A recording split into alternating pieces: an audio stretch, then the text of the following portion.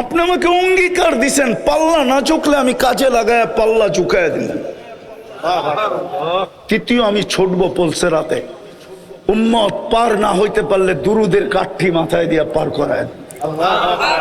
আমি লিখি না, ইমাম কর্তুবী রহমতুল্লাহ আলাইহি লেখছে, ওনার কিতাব পড়ে দেখেন। যেই রসুল পাবে না আজকে, ওই রসুলের রঙে আমরা কতটুকু রঙিন। রায়েরবাগের বাজারের মানুষ, একটা কথা বলি ওলামাদের সামনে, আল্লাহ নিজের নাফরমানি সইতে পারে, বন্ধুর নাফরমানি সইতে পারে না। কসম খোদার। প্রমাণ চাবেন? তাহলে আমি প্রমাণ দেই, জানি না বুঝবেন কিনা। 360টা মূর্তি বাইতুল্লাহর উপরে ছিল, কিচ্ছু বলেন নাই। তপ চলতেছিল, ল্যাংটা উলঙ্গ, কিচ্ছু বলেন নাই। আল্লাহর ঘরের চত্বরে বৈশা 360-এর পূজা বলতে হইতেছিল, কিচ্ছু বলেন নাই। কিন্তু আবু লাহাব আঙ্গুল উঠাইতে দেরি, জিবরিল আলাইহিস সালামকে 1 সেকেন্ড দাঁড়াইতে দেন নাই, ছুটায়া দৌড়ায়া পাঠায়া দিছেন, যাও জিবরিল, আমার বন্ধুর উপরে আঙ্গুল উঠছে, বাইতুল্লাহর উপরে 360 মূর্তি মাইনা নিছি, উলঙ্গ তপ মাইনা নিছি, চত্বরে বৈশা গায়রুল্লাহর পূজা মাইনা নিছি। আবু লাহাব কিন্তু এখন উঠায়া দিছে আঙ্গুল আমার বন্ধুর উপরে। ওই যে শোনো, চিৎকার দিয়া বলতেছে, তাব্বান লাকা সাইরাল ইয়াউম, বলতে দেরি, সূরা তাব্বাত ইয়াদা নাযিল হইতে দেরি হয় নাই। আল্লাহ কিয়ামত পর্যন্ত বুঝাইছে, বন্ধুর নাফরমানি সইব না। আজকে বলেন 90% মুসলমানের দেশ, নবীর আদর্শ কতটুকু আমাদের জীবনে ঘৃণিত, কতটুকু অবহেলিত, কতটুকু লাঞ্ছিত, কতটুকু বঞ্চিত। কোরআন বলে, দুজগীরা বলবে জান্নাতীদেরকে, আন আফিযু আলাইনা মিনাল মা, পানির একটু ছিটা দাও, ছিটা। আল্লাহ দিতে দিবে না, কেননা জান্নাতের পানির ছিটা, দুজগের আগুন খালাস না, খালাস না। হ্যাঁ মানেন? হ্যাঁ সত্য তো। যদি জান্নাতের পানি এরকম হয়, তো হাউজে কাউসার তো এর চেয়ে বেশি। ইন্না আতাইনা কাল কাউসার। আল্লাহ তো বলে, বন্ধু আপনাকে সম্মানিত করছি আমি কাউসার দিয়া, খায়রে কাসির। আর হাউজে কাউসারও বলতে পারেন, ওটার ভিতরেই খায়রে কাসির। ওই রসুল তিনি বসবে না। আজকে ওনার আদর্শ কই? আপনি হয়তো একটা প্রশ্ন করবেন যে রসুল তো নাই, 1445 বছর চলতেছে, হিজরি সন কত? 45 না 47। 1447 থেকে 10 বাদ দেন, কত থাকে? 1437 বছর আগে আল্লাহ রসুল দুনিয়ার থেকে চলে গেছেন, 10ম হিজরিতে দুনিয়ার থেকে চলে গেছেন, ঠিক না? আপনি বলবেন রসুল তো নাই, আমি ওনার আদর্শে আদর্শবান হব তো হব কি করে? শেষ জায়গায় চলে আসছি, ভালো মতে মন দিয়া।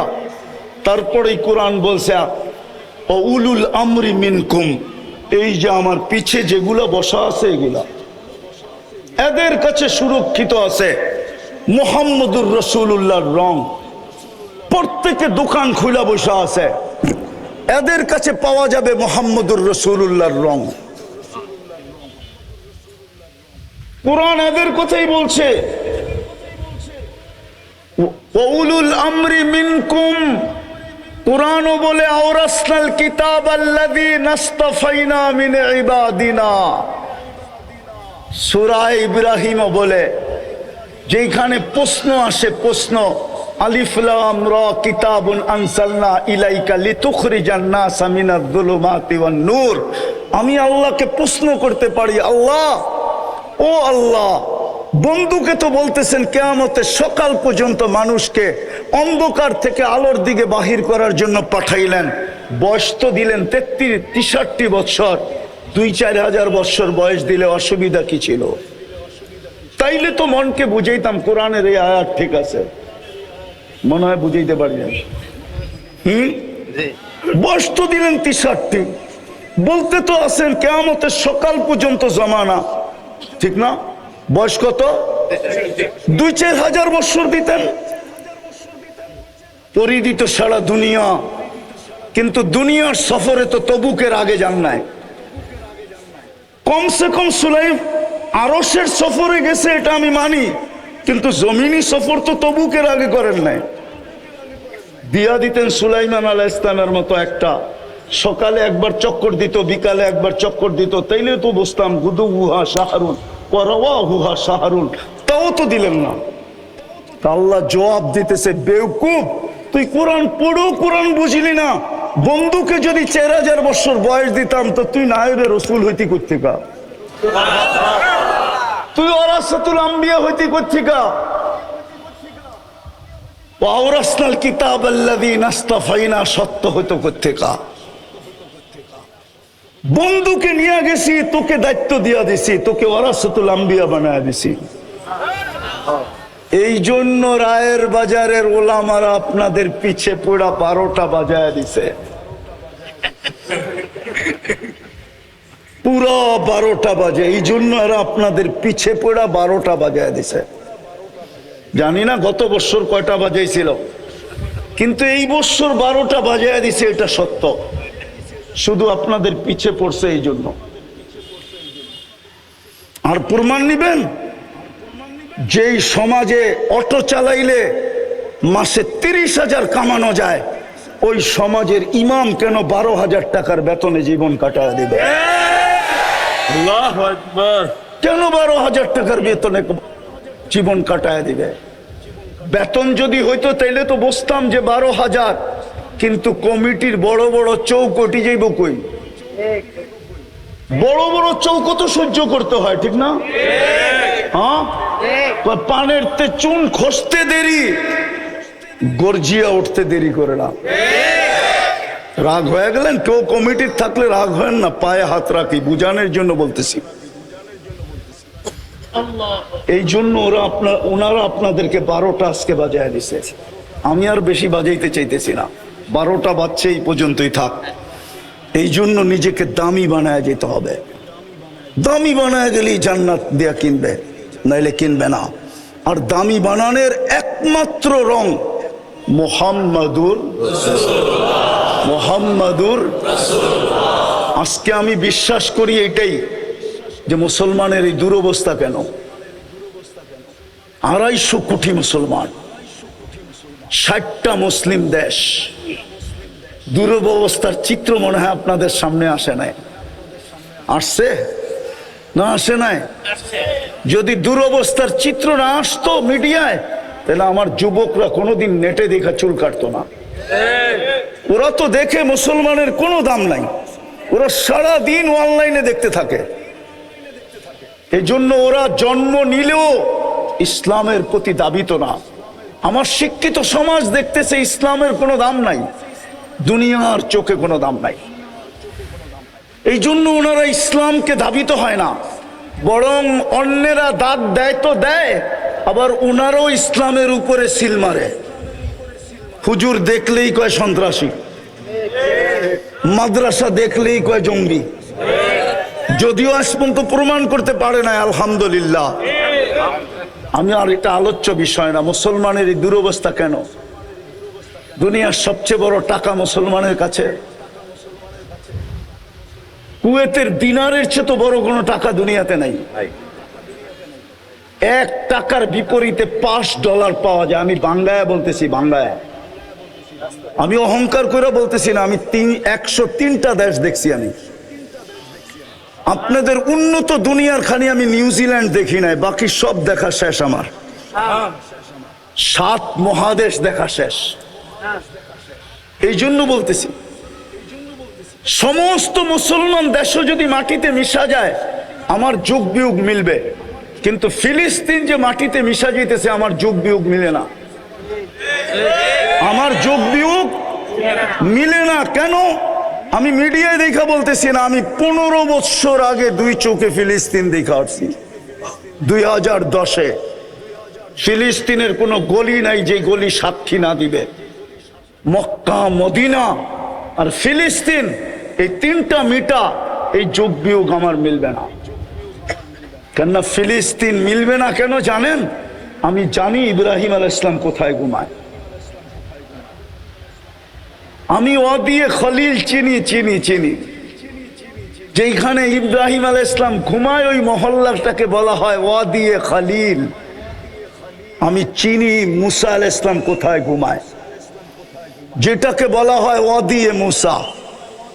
আমি চিনি শুআয়ব আলাইহিস সালাম ওনার শ্বশুর মুসা আলাইহিস সালামের শ্বশুর কোথায় ঘুমায়। আমি চিনি, শুধু চিনি না, ওই কবরে যায় জিজ্ঞেস করে না যে আমি গেছিলাম কিনা। হইতে পারে কবর থেকে বলবে আসছিল, সালাম দিয়া গেছে। আমি চিনি মুসা আলাইহিস সালামের শিষ্য ইউশা বিন নুন আলাইহিস সালাম কোথায় ঘুমায়, আমি চিনি। আমি চিনি আইয়ুব আলাইহিস সালাম দুপুরে কোথায় আরাম করতেন, আমি চিনি। 70 জন নবীর কবর চিহ্নিত আছে, আমি চিনি।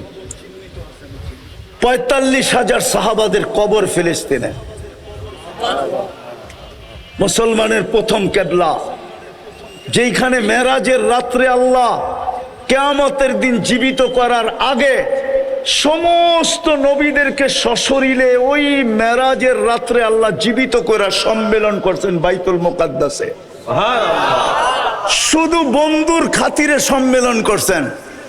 বন্ধু নামাজ পড়াইছে, খুতবা দিছে, তারপরে বিদায় নিয়ে আরশের দিকে টেক আপ করছেন।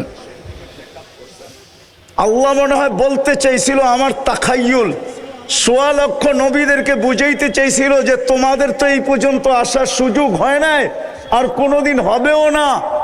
তোমাদের কিছু থাকলে বন্ধুর কাছে দিয়া দিও, বন্ধু আসবে, আমি বন্ধুর থেকে নিয়ে নিব। এই জন্যই মনে হয় বন্ধুদেরকে জমা 1.25 লক্ষকে জমা করে দিছেন। ওই মাটি কেন মাটির সাথে মিশতেছে? ওই ফিলিস্তিন কেন মাটির সাথে মিশতেছে বলেন আমাকে, আমাকে যোগ বিয়োগ করে বুঝান। আমি তো চোখে দেখে বলতেছি, কেন ওই জমিন মাটির সাথে মিশা যেতেছে? 1/2 লিটার পানির জন্য কেন একটা শিশু জান দিতেছে? একটা রুটির টুকরার জন্য কেন জান দিতেছে? অসহায় মানুষগুলো কেন জান দিতেছে? নারীরা কেন জান দিতেছে? দুনিয়া তাকায় তাকায় দেখতেছে। এই দুরবস্থা কেন? কেন এই দুরবস্থা? আমার কাছে এটা আমার মন বলে, আমি উলামাদের কথা বলতেছি না, প্রত্যেকের কাছে যুক্তি থাকবে। আমার যুক্তিতে বলে আজকে মুহাম্মদুর রাসূলুল্লাহর রঙে রঙিন না। যদি রঙিন হইতাম তাহলে ইতিহাসের পাতা তো আমাকে বলে একজনের জন্য আল্লাহ ফেরেশতা পাঠাইছিলেন। কয়জনের জন্য? হাদিসের কিতাবে আছে, হায়াতুস সাহাবা আনেন, আমি কুইলা বাইর করে দিই। ডাকাতে ধরছিল এক সাহাবাকে, ডাকাত বলছে আমি তোমার মাল নিয়ে নিব। কয় নিয়ে আনে? হত্যা করব তোমাকে। ভালো কথা। ইন্না ইলা রাব্বিনা লামুনকালিবুন, আল্লাহর কাছে চলে যাব। বলছে তোর কোনো আশা? ওই যদি তুই বলিস তাইলে 2 রাকাত নামাজ পড়া নেই। তো দ্বিতীয় সেজদার ভিতরে যে চিৎকার দিছিল, ইয়া ওয়াদুদ ইয়া দাল আরশিল মাজিদ ইয়া ফাআলুল লিমা ইউরিদ আসআলুকা বিইজ্জাতিকাল্লাতী লা তুরাম ওয়া বিমুলকিকাল্লাযী লা ইউদাম ওয়া বিনুরিকাল্লাযী মালা আরকানা আরশিক ইয়া মুগীস আগিসনি বলে একটা চিৎকার দিছে। তো চতুর্থ আকাশ থেকে ফেরেশতা নির্বাচিত হয়েছে। দ্বিতীয় চিৎকার দিছে তো 4 আকাশ অতিক্রম করা ফেলছে। তৃতীয় চিৎকার দিছে তো জমিনে আইসা ডাকাতকে জাহান্নামে পৌঁছায় দিছে। সালাম ফিরায় যখন তাকাইছে বলছে তুমি কে? আশ্চর্যের বিষয়, মুস্কি মুস্কি হাসতেছিল ফেরেশতা। চেহারা দিয়া 14 তারিখের চাঁদকে হার মানায়া নূর জলসায়া পড়তেছিল, খোলা তরবারি হাতে ছিল, রক্ত টপটপায়া পড়তেছিল। জিজ্ঞাসা করছে তুমি কে? বলছে আশ্চর্যের বিষয়, ডাইকা আল্লাহ তুমি, আর তুমি জিগাও তুমি কে? বলছে আমার বৈশিষ্ট্য? বলে না, কিয়ামতের সকাল পর্যন্ত আমি জীবিত থাকবো, কিন্তু নামাজটা তোর মতো হইতে হবে। যদি একজনের জন্য ফেরেশতা পাঠাইতে পারে, গাজায় তো 30 লক্ষ ফেরেশতা আসে না কেন? পশ্চিম তীরে তো 30 লক্ষ, টোটাল 60 লক্ষ ফেরেশতা আসে না কেন? সারা দুনিয়ার মুসলমান চোখের পানি জড়াইতেছে, 250 কোটি ফেরেশতা আসে না কেন? আমাকে যোগবিক দিয়া বোঝান, আমি হুজুরদের পায়ে হাত রাখি, বুঝান আমাকে কেন আসে না ফেরেশতা? দুনিয়ার সবচেয়ে বেশি আবাবিল বাস করে ফিলিস্তিনে, আবাবিল পাখি। আমি চোখে দেখিয়েছি, আপনি নেটে দেখেন, আমার কথা নেট গুগল সত্য বলবে। দুনিয়ার সবচেয়ে বেশি ফেরেশতা আবাবিল পাখি ফিলিস্তিনে। আল্লাহ হুকুম দেয় না কেন? দিবে তো দিবে কোত্থেকা? ডেলি সব বাদেই দিলাম, একটাই যদি করতো মুসলমান, 5 বেলা আল্লাহ ডাকে। কে ডাকে? আরে কে ডাকে? কে ডাকে? কয় বেলা ডাকে? কয় বেলা? 90% নারী পুরুষ নামাজ পড়ে না, 90% যুবক বৃদ্ধ নামাজ পড়ে না, অথচ সারাদিন ভোগ করে কাঠটা। টকশোতে বসে আল্লাহর বিরুদ্ধে বলে, কিন্তু বাকশক্তি দেওয়া কার? কে দিছে বাকশক্তি? এটাই তো আল্লাহ বলে, আমা আতাই তো কাইনানে তন্দুর বিহা, দুটা চক্ষু কি আমি দেই না যেটা দিয়ে তুই দেখিস? আমা আতাই তো কাউদুনানে তসমা বিহা, দুটা কান কি আমি দেই না যেটা দিয়ে তুই শুনিস? আমা আতাই তো লিসানান তানতিকু বি, বাকশক্তি কি আমি দেই না যেটা দিয়ে তুই বলিস? আমা আতাই তো আকলান তুমাইয়িজু বি, মেধা কি আমি দেই না যেটা দিয়া, বুদ্ধি কি আমি দেই না যেটা দিয়ে তুই ভালো মন্দ, ব্রেন কি আমি দেই না যেটা দিয়ে ভালো মন্দ বুঝিস? আমা আতাই তো কালবান তাতাফাক্কারু বি, দিল কি আমি দেই না যেটা দিয়ে চিন্তার বোঝা উঠাস? আমা আতাই তো ইয়াদানে তাবতিশু বিহা, দুটা হাত কি আমি দেই না যেটা দিয়ে তুই কর্ম করিস? আমা আতাই তো রিজলানে তামশি বিহা, দুটা পাও কি দেই না যেটা দিয়ে তুই চলিস? কুনতা সগীরা ফাকাব্বারতুক, তুই ছোট ছিলি, বড় তো আমিই করলাম। কুনতা দাঈফা, তুই দুর্বল ছিলি, ফাকাওয়াইতুক, শক্তিশালী সুঠামত্ব তো আমিই দিলাম। কুনতা জাহিলা, তুই তোমার পেটের থেকে অজ্ঞ আসছিলি, ফাআল্লামতুক, শিক্ষা তো আমিই দিলাম। কুনতা মিসকিনা, তুই মার পেটের থেকে নিশ্চয় আসছিলি, ফাআগনাইতুক, তোকে স্বয়ং সম্পূর্ণ তো আমিই করলাম, আমিই তো করলাম। ওই আমিই তো তোকে ডাকতেছি। কে ডাকে 5 বেলা? কয়জন আসে না? কয়জন আসে না বলেন? 5 ওয়াক্তের নামাজি কয়জন? হুজুররা বলুক না, ইমাম মসজিদ চালায়, বলুক না কয়জন? 10% আমি বলছি, 90% আসে না। কে ডাকে? যার বাজেট 24 ঘন্টা আপনি ব্যয় করেন। পায়ে হাত দিয়া বলি, যুবক আসো, ওলামারা এটাই চায়, আর কিচ্ছু চায় না, নাইলে কোনোদিন পরিবর্তন আসবে না। আমি শেষ কথা বলতেছি, ওলামাদের মজলিসে আমি চিনি ইহুদিদের সবচেয়ে গ্রহণযোগ্য কিতাব হলো তালমুদ। তালমুদের চেয়ে গ্রহণযোগ্য কিতাব ইহুদিদের কাছে নাই। আমরা যেরকম কোরআনকে মানি না, কোরআন আমরা মানি না, কোরআনকে বলি মানি না, ওটা দেখাইতে গেলে সময় চলে যাবে। ওরা তালমুদকে এর চেয়ে বেশি মানে। ওই তালমুদে লেখা আছে, যতদিন মুসলমানের জুমার জামাত আর ফজরের জামাত সংখ্যায় সমান না হবে, ততদিন মুসলমানের বিজয়ের পালা শুরু হবে না, না, না, না। যতই আমরা জান দেই, যতই আমরা চিৎকার দেই, আসেন আজকে তওবা করি যে আজকের থেকে ওলামাদের ছত্র ছায়া এসা কনসিডার করছিলেন, কনসিডার। আপনারা মুহাম্মদুর রাসূলুল্লাহ চিনেন না। আমার কাছে সময় নাই, কেননা ওলামায়ে কেরাম নামই দিছে মহাসম্মেলন। বিদায় সম্মেলন বাদ দিয়ে আমি অন্যদিকে যাই কি করে? যদি সিরাতুন নবী হইতো, শানে রাসালাত হইতো, তাহলে আমি চিনাইতাম মুহাম্মদুর রাসূলুল্লাহকে। শানে রাসালাত তো দেয় নাই, সিরাতুন নবী তো দেয় নাই, দিছে কি? কি কি মহা, জানেন এটা ইংলিশে কি হয়? সারা দুনিয়ার স্যাটেলাইট এখন এইখানে, বিশ্বাস আপনারা করবেন না আমার কথা। ইংলিশ করলে হয় ইন্টারন্যাশনাল ইসলামিক কনফারেন্স। সারা দুনিয়ার কান খাড়া হয়ে গেছে, রায়ের বাজারে ইন্টারন্যাশনাল ইসলামিক কনফারেন্স, না জানি আমাদের বিরুদ্ধে কি বলে, না জানি কি ঘোষণা আসে, না জানি কি দামাল হয়, না জানি কি ডোল পিটানো হয়, না জানি কি তুফান চলে, না জানি কি সাইক্লোন আসে। রাগ হয় না,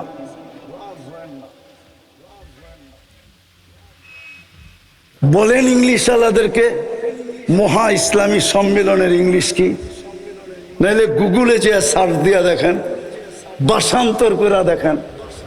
আপনারা মুহাম্মদুর রাসূলুল্লাহ আমরা চিনি না। আসেন তওবা করি, ওলামাদের ছত্র ছায়ায় আসি। ওই রসুল যিনি কনসিডার করতে করতে এইখানে আসছেন, মান তামাসসাকা বিসুন্নতি ইনদা ফাসাদি উম্মতি ফালাহু আজরু মিয়াতি শাহীদ। একটা সুন্নতকে যদি আমার আঁকড়ায় ধরে রাখো, যেই সময় আমার সুন্নত ঘৃণিত হবে, বঞ্চিত হবে, লাঞ্ছিত হবে, অবহেলিত হবে, দীক্ষিত হবে, ওই সময় যদি একটা সুন্নতকে গলার মালা বানায় রাখো, তো আমি নবী তোমাদেরকে প্রতিশ্রুতি দিতেছি 100 শহীদের মালা পড়ায় দিব। বিদায় চলেন আমরা তওবা করি। করবেন কে কে? বলেন আল্লাহ অতীত থেকে তওবা করলাম, আপনি আমাদের তওবা কবুল করেন। নামাম আজকের থেকে অঙ্গীকার করেন। যুবক তোমাদের পায়ে হাত দিয়া বলি, অঙ্গীকার করো যে আমি একটা সুন্নত হইলো আমার সঙ্গী বানাবো। বানাবা? ওয়াদা? সর্বশেষ শুধু আমরা নামাজ পড়বো না, যত দ্রুত আমরা জুমার ফজরকে সংখ্যায় সমান করে দিতে পারবো, যত দ্রুত তত দ্রুত আমাদের বিজয়ের ফেলা করতে থাকবে। আল্লাহ প্রমাণ দিছে ইসলামের প্রথম যুদ্ধ দিয়া। ইসলামের সর্বপ্রথম ঐতিহাসিক যুদ্ধ কোনটা? কি? আরো জোরে বলেন না। বদর, ঠিক না? মুসলমান কয়জন? কাফের কয়জন? কত? 1000, ঠিক না? মুসলমানের কাছে তলোয়ার কয়টা? কয়টা? হ্যাঁ, আমি একটা বাড়ায় দিলাম 3টা। কয়টা তলোয়ার? কয়টা? শুধু 3 জনের কাছে তলোয়ার, 310 জন শূন্য হাতে। আল্লাহ মুসলমানকে কিয়ামতের সকাল পর্যন্ত মেসেজ দিছে, ঐতিহাসিক যুদ্ধ, ঐতিহাসিক বিজয়। ঠিক না? ঐতিহাসিক বিজয় না? আপনি জানেন না, মুসলমান জানে না। আমি চিনি জায়গা, আমার সাথে চলেন, আমি ফ্রাঙ্কফুর্টে নিয়ে যাব। আমি চিনি ওই জায়গা, ওই ঐতিহাসিক যুদ্ধ নিয়ে এখনো গবেষণা চলতেছে।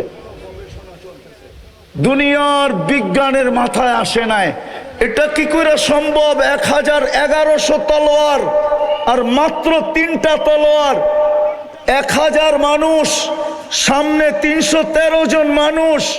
এই ঐতিহাসিক বিজয় হয়তো হয় কি করে? শুধু জান যায় নাই, আবার কি অবরুদ্ধ, আবার ধরে নিয়ে গেছে। এটাকে কি বলে? বন্দি। বন্দি টাকা দিয়া ছুটে আনিয়ে আসতে হয়েছে। এই বিজয় হলো কি করে? আমি চিনি, আমি ফ্রাঙ্কফুর্টে আমি চিনি ওই জায়গা যেখানে এখনো গবেষণা চলতেছে বদর নিয়া। আমি এইখানে চলে আসছি দিকে এটা মনে করেন না, আমি দুনিয়া চিনি, আমি বড় দুনিয়া চিনি, বড় দুনিয়া চিনি। আলহামদুলিল্লাহ চিনি, আলহামদুলিল্লাহ। আল্লাহ প্রথম দিন মেসেজ দিছে মুসলমানদেরকে, তোমরা আমার বন্ধুর রঙে রঙিন হলে জিতবা, যেমন আমি তোমাদেরকে বদরে জিতায়া দিছি। ওমা রমাইতা ইদ রমাইতা ওয়ালাকিন্নাল্লাহ রমা। আমি যদি আল্লাহকে বলি, আল্লাহ যখন খেলবেন আপনি তো বন্ধুকে রমজান মাসে গরমের ভিতরে নিয়ে গেলেন কেন বদর, 60 কিলোমিটার দূরে মদিনার থেকে। তা আল্লাহ বলে, বেওকুফ, বন্ধু না আসলে তো খেলাই জমবে না, খেলবো কি করে? বন্ধুকে নিয়ে গেছি খেলা জমানোর জন্য।